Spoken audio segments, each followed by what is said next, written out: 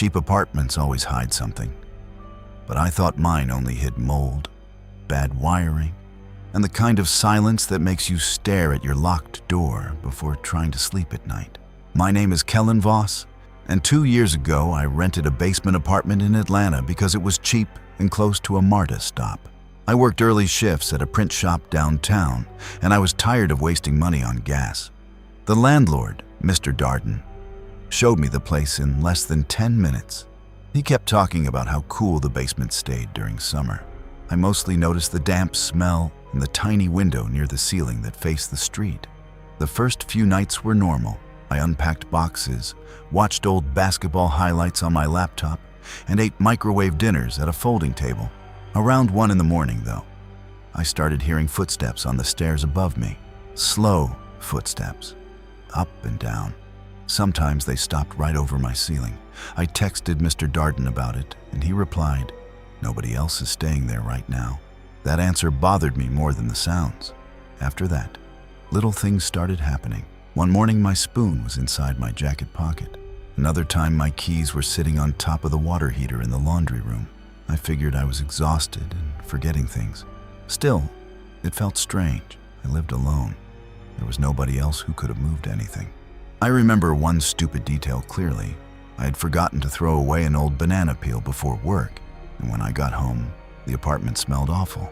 While I was opening a window, I noticed dirt on the floor under the back window. It looked like somebody had knelt there from outside. There was even a greasy mark on the glass, like someone had pressed their forehead against it while looking inside. I cleaned it up and tried not to think about it. A few days later, I met a neighbor named Delphine while she carried groceries upstairs. She asked if I was living in the basement. When I said yes, she gave me this weird look and said, "People never stay there long." Then she laughed a little and changed the subject. I wanted to ask more, but she already seemed uncomfortable. That same week, I noticed a man across the street near a mailbox. He stood there almost every morning holding a coffee cup, gray jacket, flat cap, hands in his pockets.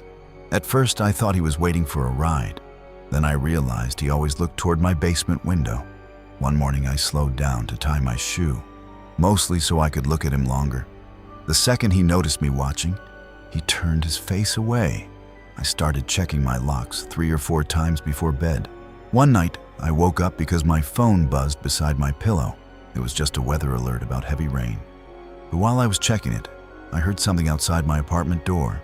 Not footsteps exactly, more like somebody standing there quietly. Then the handle moved once, very slowly. I sat up immediately and stared at the door. The handle moved again, just a little. Whoever was outside was being careful, almost gentle. I grabbed the biggest kitchen knife I had and stood near the couch in complete darkness. I did not call the police because I kept thinking maybe I was overreacting. The apartment was silent, except for water dripping through the old pipes. I remember whispering "shit" under my breath because my hands would not stop shaking.